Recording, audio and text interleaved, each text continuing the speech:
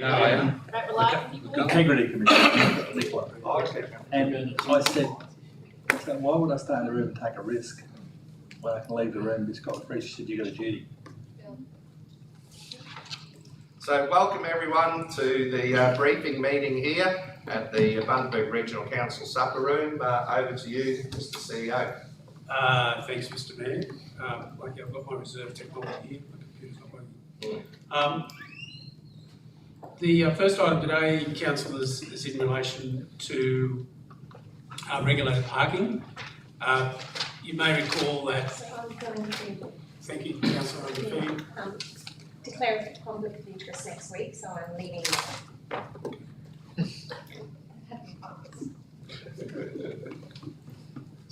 So just for clarity, Councillor McPhee was a signatory to the petition that was considered by Council at its last meeting, and she also declared a conflict there.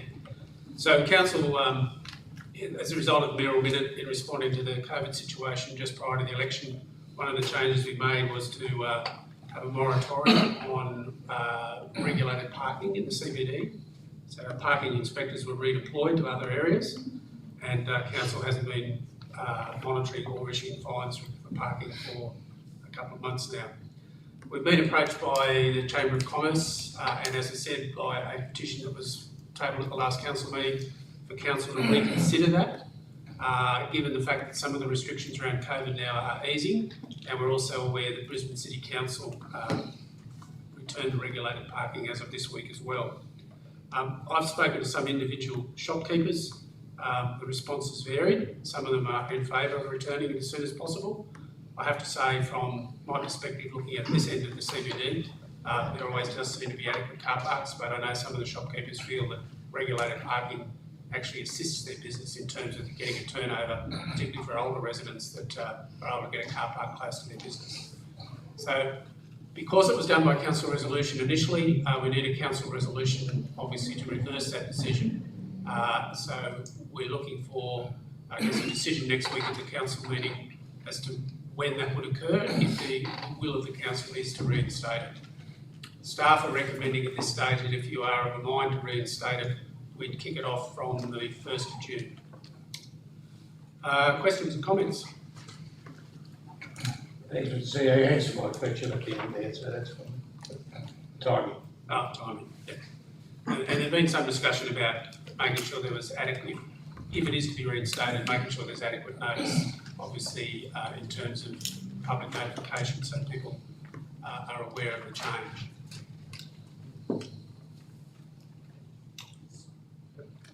Councillor Hamilton.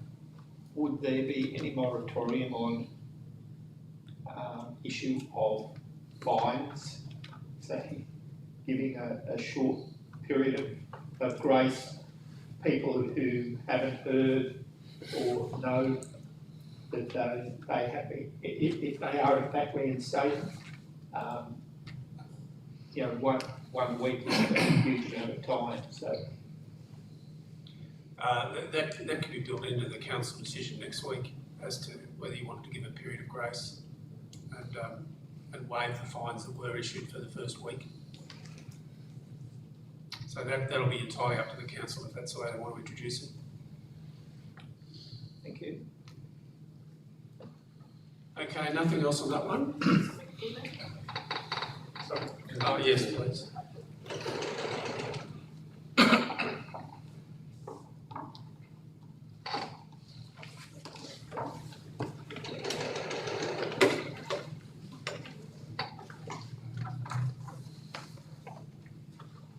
So the next report is in relation to a notice of motion that Council adopted at its last meeting.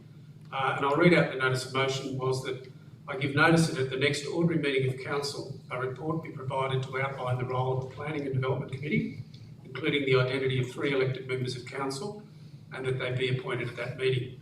So that notice of motion is to be formally looked at the Council meeting next week. In my report, I've given a brief history of how planning functions in Queensland and what local government's responsibilities are in relation to planning.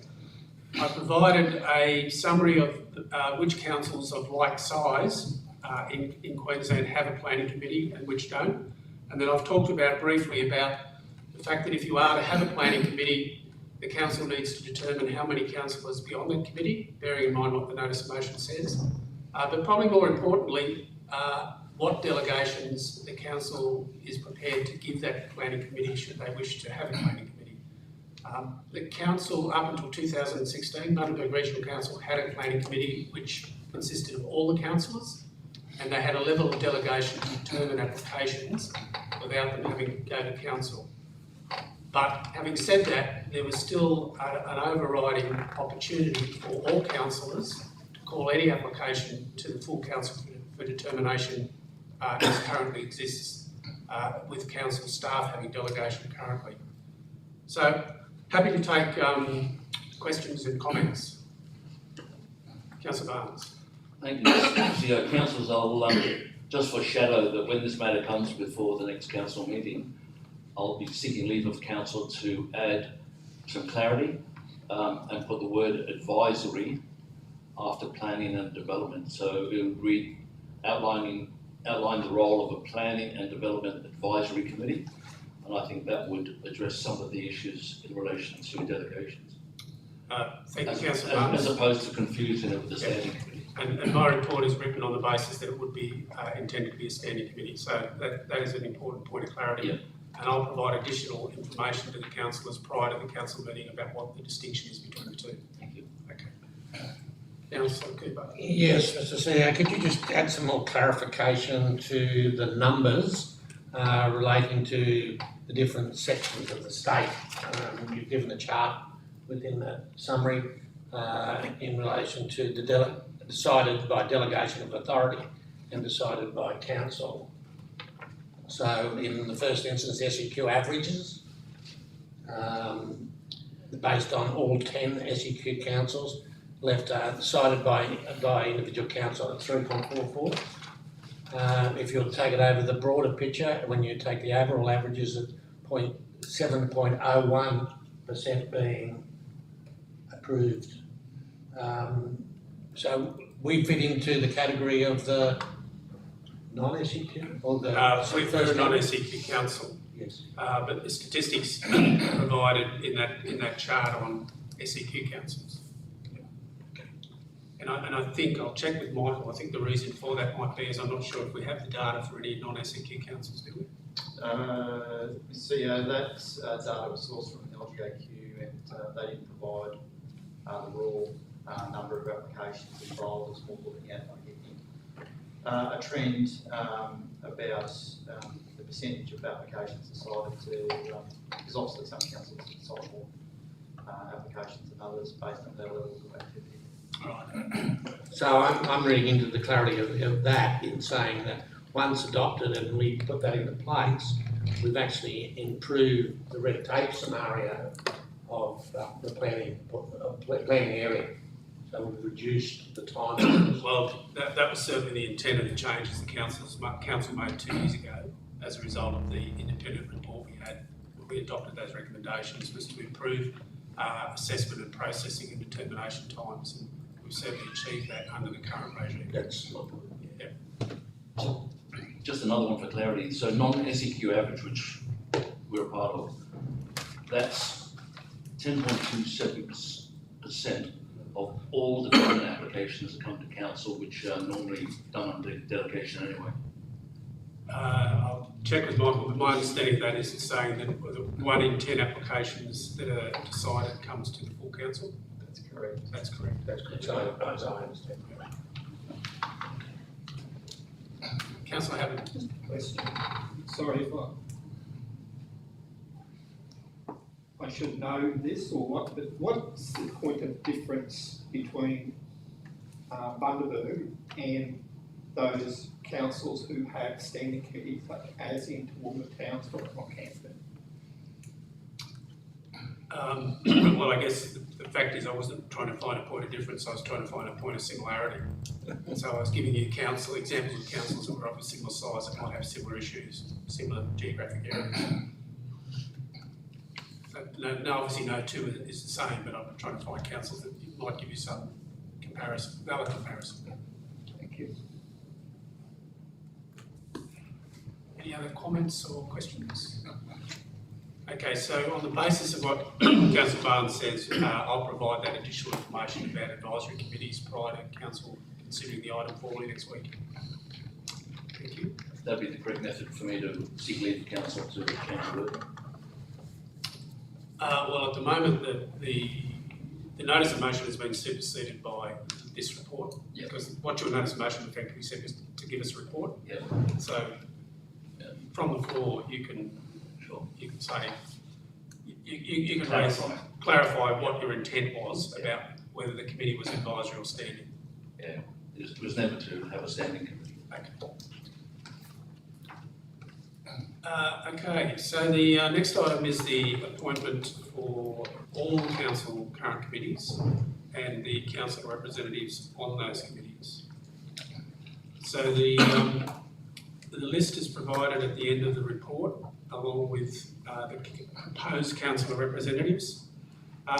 There are some changes obviously to the makeup of the committees and the representation, given the fact we have 4 new councillors. I'll just also clarify that there was a question raised about the Sister City Committee. It's recommended at this stage that the Sister City Committee be put in abeyance and that we come back with a separate report looking at whether we broaden the terms of reference of that Sister City Committee to be a more community-based one, as I understand existed perhaps in Bundaberg 8 or 9 years ago, rather than its current makeup. Obviously, with the current COVID-19 situation, there's no necessity to have the Sister City Committee in operation currently. There won't be any trips either way this year. And so we'll come back with a later report, probably in the next 2 to 3 months, and looking at what the options might be and how that committee could be formulated. Happy to take questions, clarification. Councillor Hammond. Oh, sorry, then Councillor Ryan. Do we have clarification yet as to what was happening with that Webrock Sport and Recreation Advisory Committee, whether that is continuing or? That will depend on Webrock. Webrock hasn't had their first meeting after the election yet, although the Sports and Advisory Committee had a meeting. The first Webrock meeting is scheduled for the first week in June, isn't it? First week of June. And that'll determine the chair of Webrock, which committees he wants to have, etc. So if that Sport and Rec Advisory Committee continues, then a person can be appointed to that at a later meeting? If necessary, yes. Yep. Yeah, through you, Mr. Chair, is just whether it be the Sport and Rec or what other committees that Webrock so decides. There may be other opportunities from a wider regional level that may come back to council and be decided, as will the Sport and Recreation one. Thank you. Councillor Ryan. Yes, Mr. Chairman. Question in regards to the Sister City possible arrangements in the future.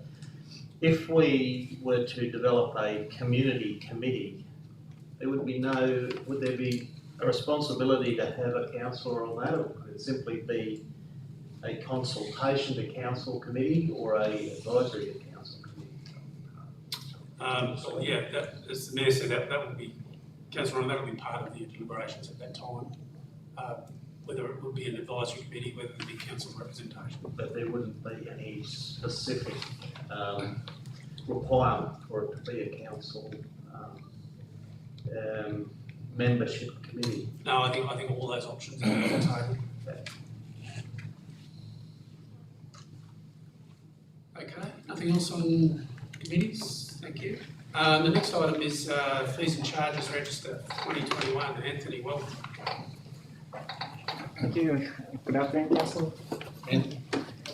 Okay, the fees and charges for 2020-21 have been provided there under the Local Government Act, sections 97 and 262. Council is able to determine the fees and charges.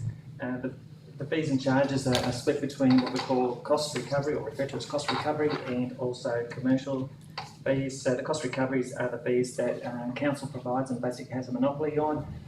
and the requirement there is that council does not make a profit on those fees, where the commercial fees, just normal commercial rules apply.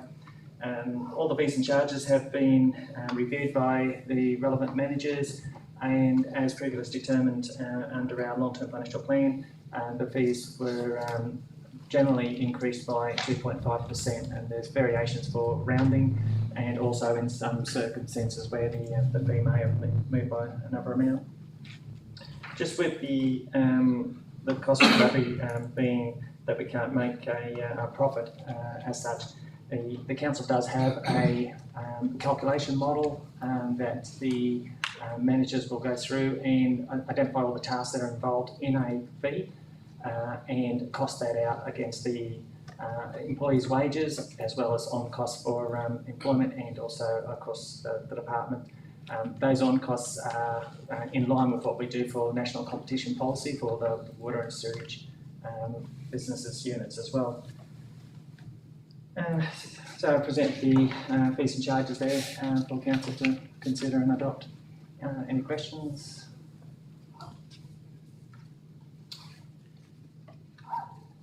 Questions, comments?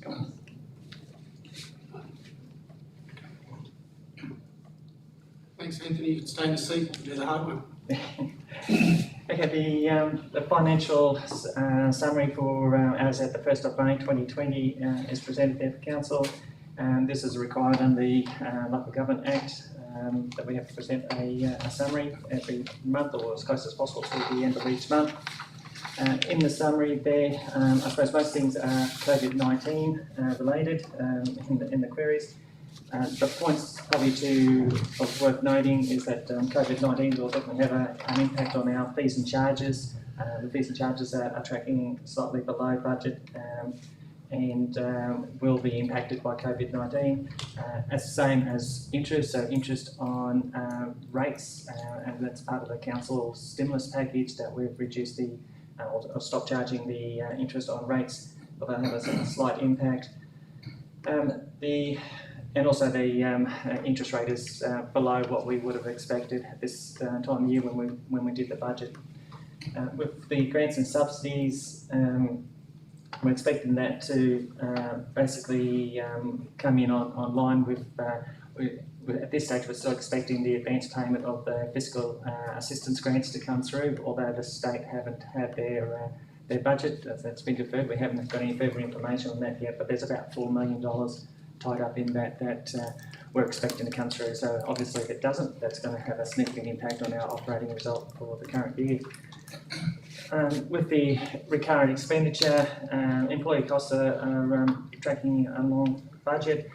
The materials and charges, materials and services we expect will be below budget at the 30th of June, and that's mainly due to some of the non-capital projects that will be outstanding.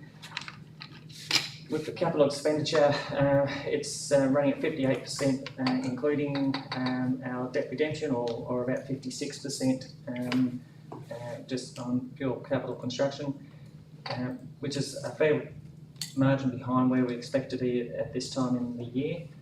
However, there's a large program of works that's scheduled to be completed this financial year, so we're expecting to be a lot closer by the 3rd of June, but there probably will be some carryovers in that budget.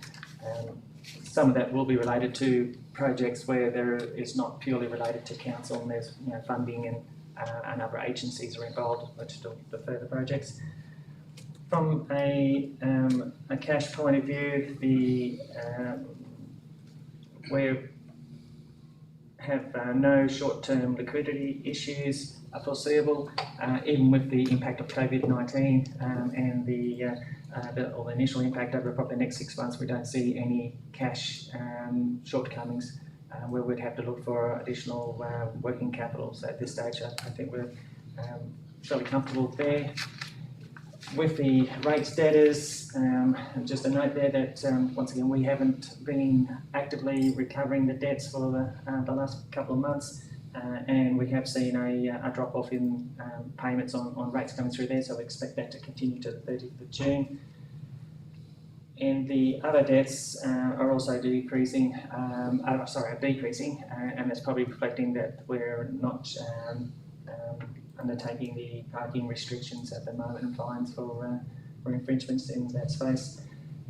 Also, we've finally received our final payment for the multiplex, although that's not in these figures, but it has come through in May, and there's about $500,000 that's come through in that claim there. So, any questions? Sorry. The claim, what's that in relation to, I'm sorry? The multiplex, so the construction of the multiplex, we've got grant funding for that, and the final claim has just been paid, so it's taken a period of time to come through. Like an insurance claim or something like that? Yeah, no, sorry, funding claim. Mr Mayor, let's just make a comment about outstanding rates. I think we will need to consider some communications closer to the end of June when we're starting to charge interest again and starting recovery action. So whilst there's been a moratorium, it may well come as a shock to some people that we're actually going to be starting to charge interest again on outstanding rates and actively pursuing them. So we'll work with the commerce team to put some information out about that. Yeah, just for clarification for the room through you, Mr Chair, is Anthony, what's the total figure outstanding as at the end? That was the start of May, we're nearly through May now, you know? Yeah, no, I don't have the current figure at this stage. So. Up there. No, that's the figure at the start. That's the start. Yeah, start of May, yeah, what do you got? 7.6 up there, yeah. Harvey, say that again. 7.6. Yeah, thank you. So we'll come back with the updated figure for the council meeting next week. No other questions? Thanks, Anthony. Thank you. Christine, welcome. The council policy review. Good afternoon, councillors. Good afternoon. So, in response to our policy workshop that we worked through recently, council's officers are presenting to councillors for adoption a suite of policies in May. The policies are adopted to ensure compliance with legislation requirements or provide guidelines on matters which may impact the community or support council's strategic objectives or assist in the delegated decision-making of council staff. The policies have been recently reviewed and further reviews will occur annually if required by legislation, biannually or in response to changes in law or best practice. For adoption this month, we have the Acceptable Request Guideline Policy version 5, the Administrative Action Complaints Policy version 2, Advertising Spending Policy version 2, Buy Local Policy version 3, Community Engagement Policy version 2, Complaints about the Chief Executive Officer version 2, Council Vehicle Usage Policy version 3, Councillor Complaints Investigation Policy version 2, Councillor Portfolio Policy version 1, Councillor Use of Confidential Information Policy version 2, Expenses Reimbursement for Councillors Policy version 3, Fraud and Corruption Management Policy version 3, Gifts and Benefits Policy version 2, Hardship Policy version 3, Media Relations Policy version 2, Planning Protocols Policy version 1, Procurement Policy version 2, Public Interest Disclosure Policy version 4, Revenue Policy version 3, and Risk Management Policy version 2. Where there are existing policies in place, those will be rescinded, and then the endorsement of the Employee Code of Conduct Policy version 1. Got any questions? Councillor Barnes. Sorry, it's just occurred to me, I'll just get back to it. So I'm referring to the Acceptable Request Guideline Policy, paragraph 5, which says customer requests for service should be directed through council CRM system, etc., etc. How does it, do we need to capture snap, send, solve in there, Steve? Because quite a few councillors do use that. Yeah, no, the snap, send, solve then results in the CRM being created. All right. So it's just a way of feeding information into that system. Yeah, and just to clarify as well, just to assist us about that, so all the 1300 numbers come into that as well. Yeah. So the whole complaint process comes into questions? Thank you. Thanks, Christine. The next item is in relation to the organisational structure. Under section 196 of the Local Government Act, council must by resolution adopt a structure. The last structure that was adopted by council was 2018. The structure that's been put up today for adoption is actually the same as the structure that was adopted then. There's been no changes in that structure or all the personnel, more pleasingly probably, I should say, for the last 2 years. And we're putting that forward for the new council now to adopt to comply with the requirements of the Local Government Act. Questions or comments? Happy to take.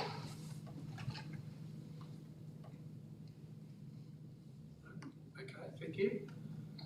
Then we move on to the planning matters. Michael? No, Richard, I'm sorry.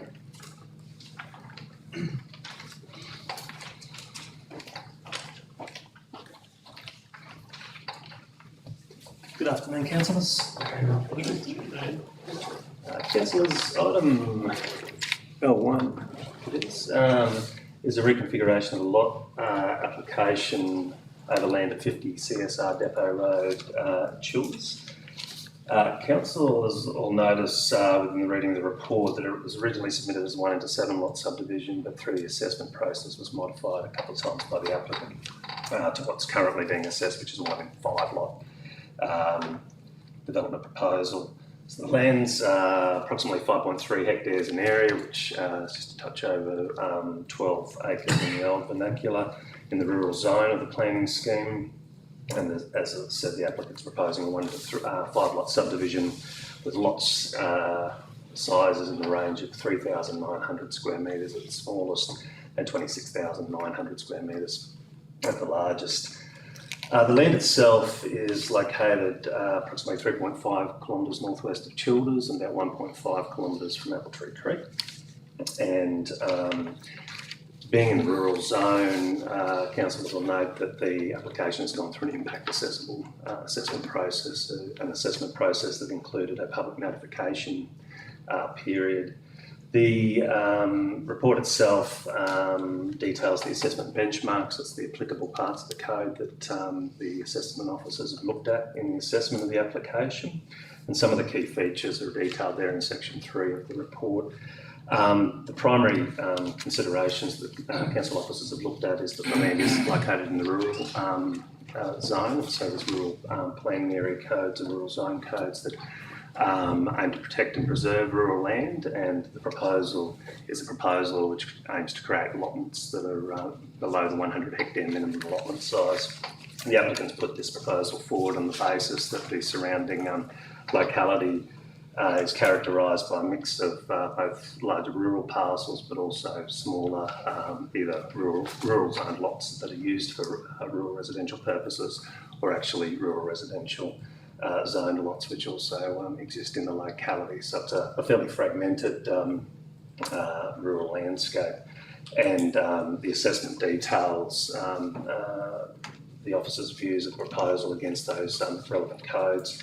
We also look closely at supporting infrastructure for the development, particularly the road characteristics in that locality, and there's an engineering analysis that looks at the requirements in relation to basic supporting infrastructure for new development on those lots, as well as that road area.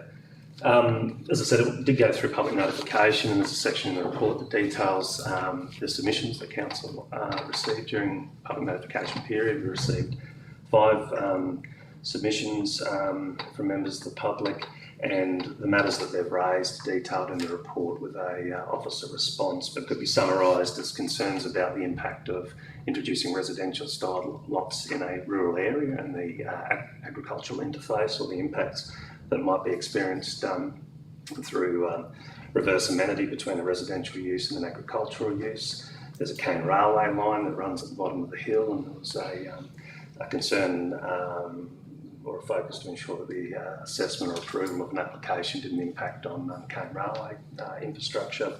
Concerns raised about traffic safety and access on the roadway. Also just about general amenity changes and noises associated with additional residential activities that might occur on any new lot that was created. So there's a commentary within the report about those matters. As a summary point, the officers have balanced those considerations and recommended the proposal for approval, and there's reasons for those decisions there at item 7 of the report, but essentially, or in summary, details that despite the rural land zoning and that the land hasn't been used actively for cropping purposes, it's small in its size, and the surrounding locality is developed for rural residential type purposes. From an engineering perspective, officers believe that these new lots can be serviced adequately with infrastructure and are fairly well positioned near or close to existing townships, making it a suitable area for a rural residential expansion despite the current rural zoning. Just some of the conditions that are suggested to be applied to the development are detailed in the Schedule 1 of the proposal, and conditions of note are that there's some roadworks conditions that are recommended to be imposed. It's a widening of between 700 mil and 1 metre of road widening, which should assist with some of the access issues. There's also a requirement to seal access handles to ensure there's not dust or other impacts from vehicles travelling down access handles that service 2 of the allotments. Stormwater drainage is an item that needs to be considered so that any site works don't create runoff into adjoining properties. Councillors will note that there's 2 suggested conditions relating to the agricultural interface issues. One is condition 23 that identifies the requirement for proposed lots 1 and 5 to have agricultural buffers in place. They are vegetated buffers to remain in place to ensure that any impacts from the adjoining agricultural land don't adversely impact on the residential uses being created nearby. Also a building envelope condition, and that's primarily about getting a building envelope that's a minimum of 140 metres away from the Cane Railway infrastructure, so there's not complaint or concern raised by new residents in terms of the surrounding rural locality. That's alerted to a future owner through property notes, and councillors will note there's a recommendation that there be a commentary about the rural activities that occur around the area, so that all new landowners know that there's rural activities happening in the locality, and that the lots affected by agricultural buffers or building envelopes, that future purchasers know that there's a requirement there as well. So recommended for approval subject to those conditions. Thanks, Richard. Very comprehensive. Questions, comments?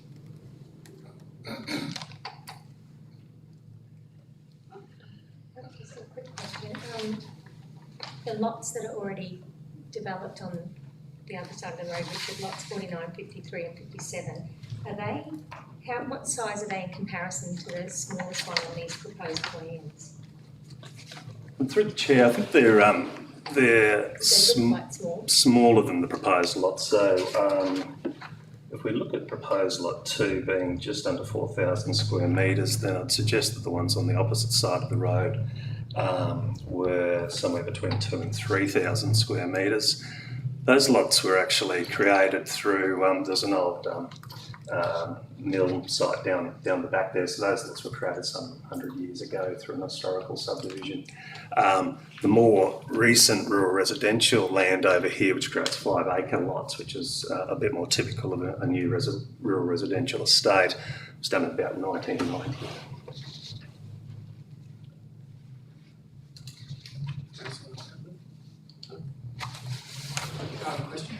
No. Thanks, Richard. We'll distribute that as a plan so people can see the exact dimensions of those other lots. Thank you. The next item is the COVID-19 community sports support program. Councillor Hammond. Just on this one, I will be declaring a perceived conflict of interest as a life member of Bundaberg Cricket, Brothers Cricket, Tigers Football Club and Brothers Sport Club, and also a volunteer URL correspondent at the Bundaberg Rugby League, but I will plan on staying. Thank you. Gavin, welcome. Thank you. Afternoon, councillors. Obviously, as the CEO said, item R1, COVID-19 Economic Stimulus Package Community Support Program. So the memorandum minute that was approved by council on at the meeting on the 24th of March outlined as one of the stimulus items under that package was support by way of a grants program for local sporting organisations that might have been affected as a result of COVID-19. Excuse me. Sorry, Mr. CEO, I also have a potential conflict of interest with Carlisle Cyclists. Oh, okay, thanks, I'm a councillor. member. So you'll be declaring perceived conflict and staying as per councillor Hammond? I think so, because in the report it suggests that the cycling wouldn't really be affected by this. Okay, thank you. So councillors, one of the exercises that staff undertook was to do a survey of local sporting organisations to get an idea of what they perceive to be the impacts of COVID-19 on their organisations, and that was done in conjunction with our local advisor for Queensland Government Sport and Rec. The three key things that came out of that was that local clubs are concerned about financial stress, difficulty in maintaining their grounds facilities during this period, and worried about recovery, about whether members and volunteers will actually return after all this is over. So additionally, there was a National Good Sports survey that was undertaken, which we got a copy of, which indicated similar sort of things across Australia. We also assessed what other councils were doing in this space to see what sort of level of support was provided, and the proposed policy that we've got here for approval fits in with what most of the local councils in the area are doing in regards to the quantum of support. One of the things we tried to assess was what's the most appropriate measures by how do you assess who's going to be in need. The general view seemed to be by most councils was about those who are asset owners, so those who either own clubhouses or grounds or were leasing, so had some legal obligation in regards to looking after or maintaining grounds, because they're the clubs and organisations that effectively would have still had to require and spend money when activities weren't occurring. So they still would have had electricity, they still would have had phone bills, still would have to maintain their grounds, still would have building insurance, no doubt, and other outgoings, as opposed to other clubs that purely simply use facilities and don't own them. So the intention with the policy was to target those specifically, look at hardship with a maximum of up to $5,000 per application they could put in, with a total budget proposed for next financial year of $200,000, so at least 40 groups could be assisted. I think that was the key points. The policy sort of talks about the fact that we want to see financials and some support of those, and I guess we would assess those based on who submits and the sort of impacts that they've had, with the grant being up to $5,000. So wouldn't necessarily be a maximum, wouldn't be $5,000 for everyone, but we determine based on what they submit up to a maximum of $5,000. Happy to take any questions if there are any. Questions, comments? Thanks, Gavin. We'll proceed to put that amount into the budget after the council meeting next week. The following 10 items are going to be discussed in confidential, but as we're closing the meeting, and some councillors have indicated they want to flag conflicts or material personal interests, so I might just do that before we close the meeting for transparency purposes. Oh yes, Mr Mayor, on item T3, open for development, I'll be leaving the meeting room in regard to a possible material interest, in that I have an open for development contract with council that isn't completed yet, and it's unknown what the future of that will be. So the other one is I have with T8, the solicitor is named there, Marlon Law is my lawyer, and also I have a real conflict in that I have a water allocation with Sunwater, who are involved with the Paradise Dam water. So I'll leave the meeting in that one as well, please. Thanks, Councillor Moran. Councillor Trevor. Mr CEO, I'll be declaring a perceived conflict of interest in P8 at the meeting. I previously had a lease on a farm which gave me legal and physical access to Sunwater. I previously declared a conflict of interest in that. The lease is now finalised a few months ago, but because of the closeness of the finalisation of the lease and this matter, I'll be declaring a perceived conflict of interest, leaving the room so that there's some distance between my holding that to down the track. Thank you.